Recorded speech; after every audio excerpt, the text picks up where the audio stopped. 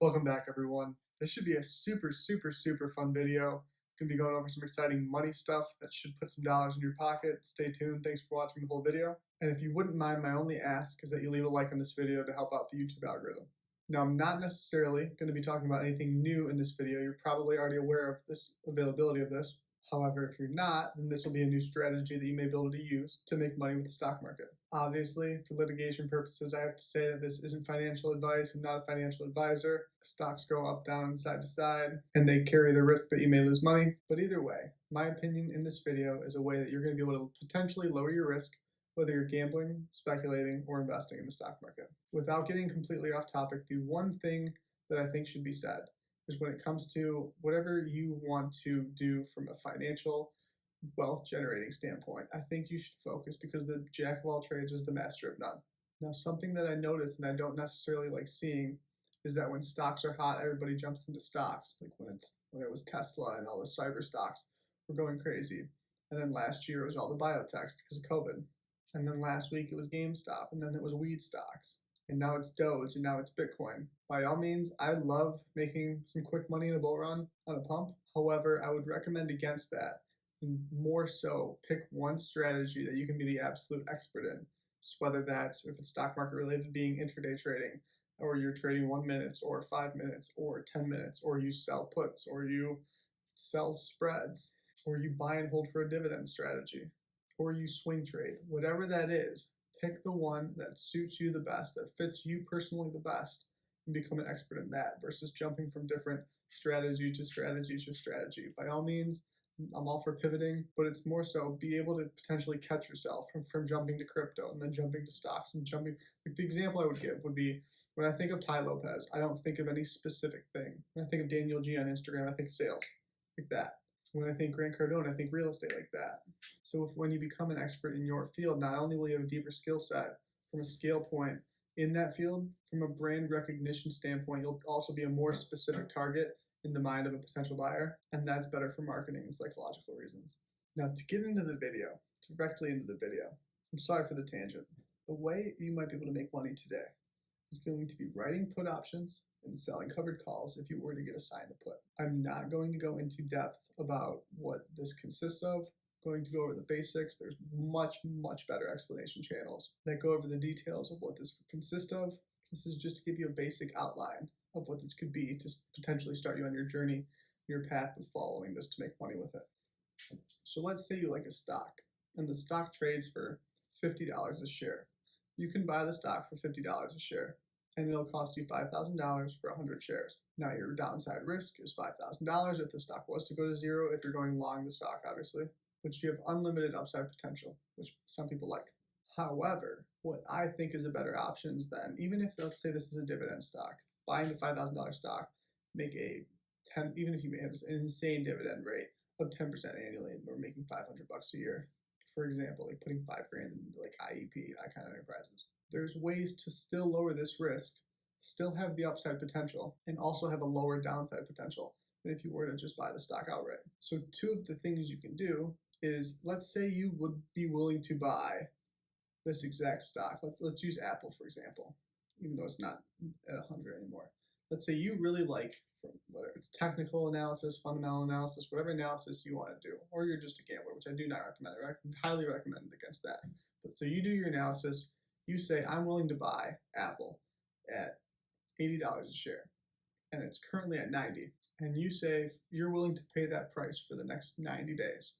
You can write a put option for $80 a share, Apple 80 for 90 days out, and let's say you potentially collect a premium of $1,000. So it'll be easy math for me. Now, if the stock stays above $80 in the next 90 days, you keep that $1,000 premium regardless, and you move on to your next stock. You never had to buy these 100 Apple shares at $80. So then you're just collecting $1,000 on $8,000 in 90 days, which is a great return and potentially low risk from however you're looking at it with your analysis. But even if, let's say, in 90 days come and Apple's trading at 75, you now have to buy 100 shares of Apple at 80. So you spend your $8,000, you have 100 shares of Apple at 80. But the shares are only worth $7,500 now. So there's a $500 paper loss there. However, because you sold the contract, you get to keep the entire premium regardless, which means your cost basis for those shares was only $7,000.